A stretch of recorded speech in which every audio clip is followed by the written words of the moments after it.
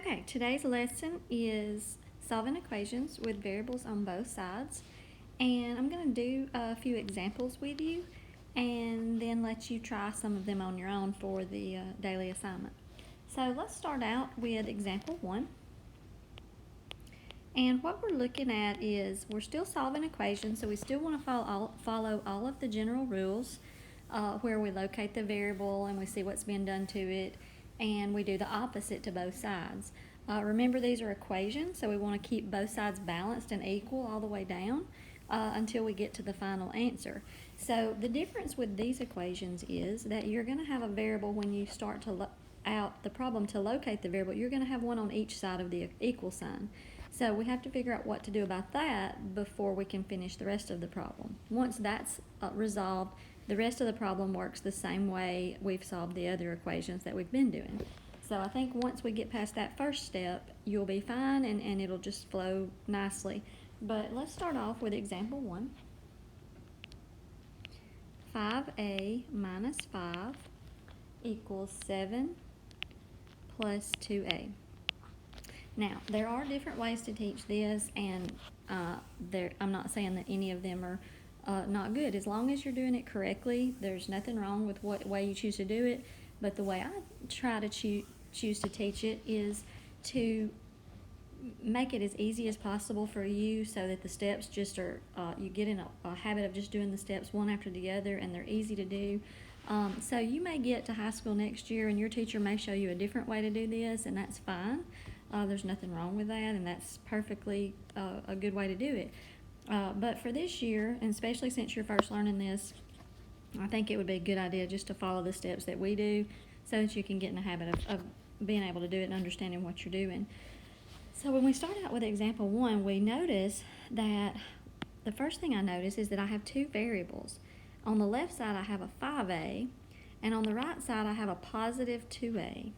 And so that's important because when we locate the variable and start to solve, we can't, because there's two of those. There's one on each side. So we have to get rid of one of those. And so what I choose to do is I choose to teach it that you always do the opposite of the smallest variable. So if I look at my two variables and I have 5a and 2a, which one's smaller? Obviously 2a is smaller. So when I go to solve this, I'm going to do the opposite of this 2a, and the 2a is being added, so that's plus 2a. And so to do the opposite of that, I would subtract 2a. And you remember from earlier, anything I do to one side of the equal sign, I have to do on the other side to keep it balanced. So that's what I'm going to do. I'm going to subtract 2a on both sides. And then I draw me a line. And you can draw a line all the way across if you want to. It's up to you. And then I'm just going to go down and subtract and bring down anything that's not being subtracted. I'm just going to bring it straight down. So I'm going to start on the left. 5a minus 2a is 3a.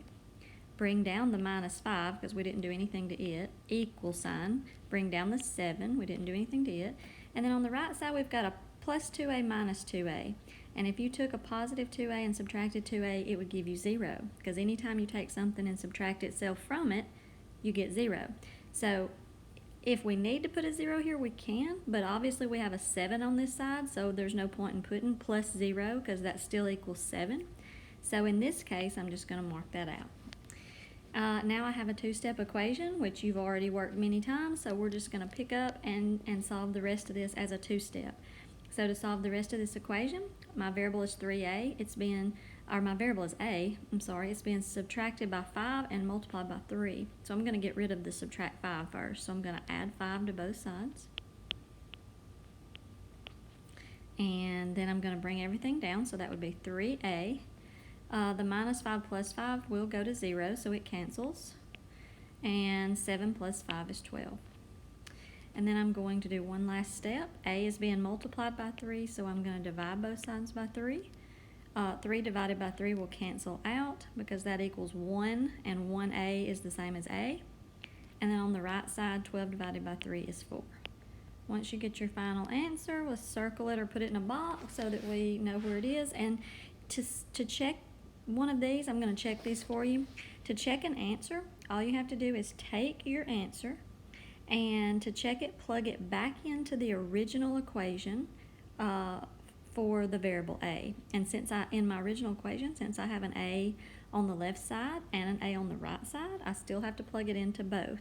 So if I do that just to check it, I'm going to have 5 times a, so 5 times 4, because that's what I got for my answer, minus 5 equals 7 plus 2 times a, which would be 2 times 4. So let's just check that and make sure both sides are equal. On the left side, 5 times 4 is 20 minus 5. On the right side, we've got, you do 2 times 4 first, because PEMDAS says multiplication comes before addition. So 2 times 4 is 8, and then bring down your 7 plus 20 minus 5 is 15. 7 plus 8 is also 15. So it does work out. And if I get both sides equal, then by plugging in my answer, then I know my answer is correct. So that one is correct. Okay, let's do example 2. Same exact thing, so I'm going to speed up a little bit, but we're just going to go through the steps a little quicker this time. So we've got 6x plus 3 equals x plus 8. Now, note on this one, we have a variable on each side. We have a 6x on the left, and we have an x on the right. Anytime you have a variable that does not have a number in front of it, there is an understood 1 in front of that, because obviously if you look at x, how many x's do you have? You have 1, so that is 1x. So if that's confusing to you, go ahead and write a 1 in front of that so you don't mistake that for a 0, because that would mess your whole problem up. Okay, so let's start solving. Remember, we always start by locating our variables. Since we have a 6x on the left and a 1x on the right, we're going to start by doing the opposite of our smallest. 1x is the smallest variable. So 1x is a positive, and I know it's positive because in front of it I don't see a sign which indicates an understood positive.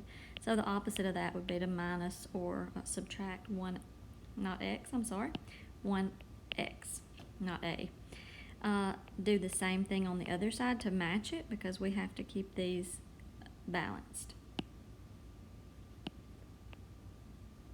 Okay, then I'm going to draw a line, and then I'm going to just subtract and bring everything down. 6x minus 1x is 5x. Bring down the plus 3, bring down the equal sign. 1x minus 1x is 0, and 0 plus 8, I would just bring down my positive 8, because 0 plus 8 is 8. Now I have a two-step equation, so I'm going to start on the side with my variable, 5x. It's being added to 3, so I'm going to subtract 3 on both sides. And then I'm just going to bring down 5x. 3 minus 3 is 0, so that doesn't change anything. I'm just going to cancel it out, bring down my equal sign, and 8 minus 3 is 5. So I have 5x equals 5. Last step, I would do the opposite of times 5. I would divide both sides by 5. That will cancel out those 5s and leave x on the left equal, and 5 divided by 5 is 1. Again, let's box it off or circle it, and if you want to check that, 6x plus 3 is my original equation, so 6 times 1 plus 3, and we want to see if that's equal to 1x plus 8. So that's 1 times 1 plus 8. On the left side, 6 times 1 is 6, plus 3 is 9. On the right side, 1 times 1 is 1, plus 8 is also 9. So it does work out, and I can tell that that is a correct answer. Okay, let's do another one. I want to do one where we have a negative on the variable. So let's start with, let me back up. Change back to black ink. Let's start with the problem. 8x minus 3 equals 11 minus 6x. Okay, I want to point out on this one that you have a variable 8x on the left. On the right side, you have a 6x, but it has a minus sign in front of it. So that we're going to call that a negative 6x, because a minus and a negative are the same thing. They're interchangeable.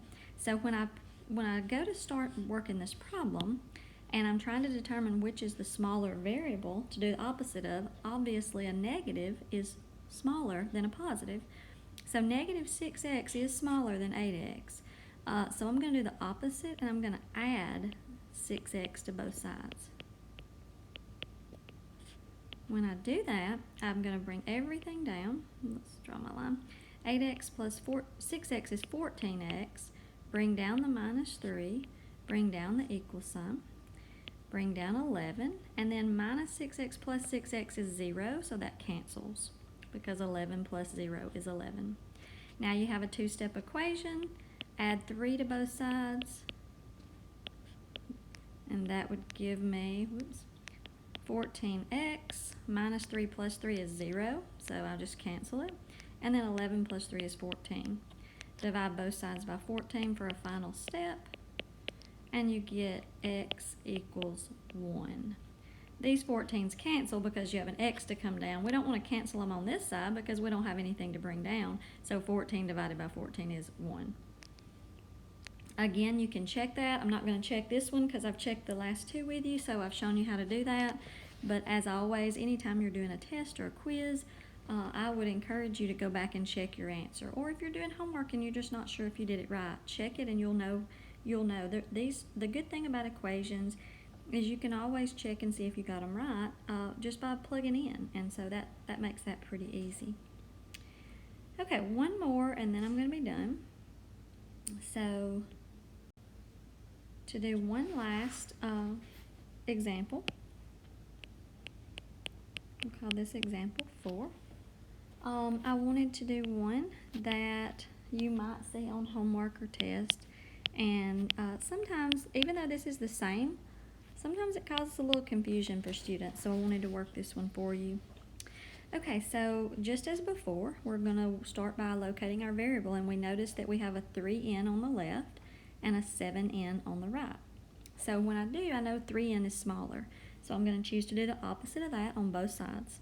Well, when I do that, this is a positive 3n, so the opposite would be to subtract 3n on both sides. Now, notice on the left side when I subtract 3n minus 3n, well, normally we cancel that, but on this side I can't just cancel it and put nothing there because 3n minus 3n is 0. Normally we have something to bring down, but if you don't, you have to put a 0 there because you have to put something on each side of the equal sign. And so if there is something else to bring down, fine. If there's not, then you have to put a 0 to let that be known. Now equal sign comes down, and then on the right side 7n minus 3n is 4n, and bring down your plus 16. Now you have a two-step equation. So we're going to choose to start on the side of the variable where 4n is. It's being added to 16. So I'm going to do the opposite and subtract 16 on both sides. 0 minus 16 is negative 16. Bring down your equal, bring down your 4n, and then positive 16 minus 16 is 0, and I don't have to put a 0 because 4n plus 0 is still 4n, so I can drop it off. Last step, do the opposite of what's being done to your variable. It's being multiplied by 4, so I'm going to divide both sides by 4. That leaves my final answer, n equals negative 16 divided by 4 is negative 4. And that's your answer. So as always, I always have people ask me, what happens when we're solving these equations if we don't start by doing the opposite of the smallest variable? You'll still get it right. If you follow the steps, you can still get it correct. You can actually do the opposite of either side as long as you're eliminating or getting rid of one of your variables. It'll be fine. But what you want to be careful is, the reason I choose to do the opposite of the smallest one is because it always makes your variable come out positive in the problem. Not your answer, but your variable. And I have found that over the years there's fewer mistakes with students in the problems if they do that. So, but certainly you can do it either way. If you choose to work example 4 and instead of subtracting 3n at the very beginning, if you chose to subtract 7n from both sides, you will still get the right answer. So just know that that is possible. There's nothing wrong with doing that. You just have to be a little more careful with your signs because that does involve more negatives. So just be careful with that. Okay, so that's the end of that lesson. I'm going to let you practice your daily assignment and see how you do on those.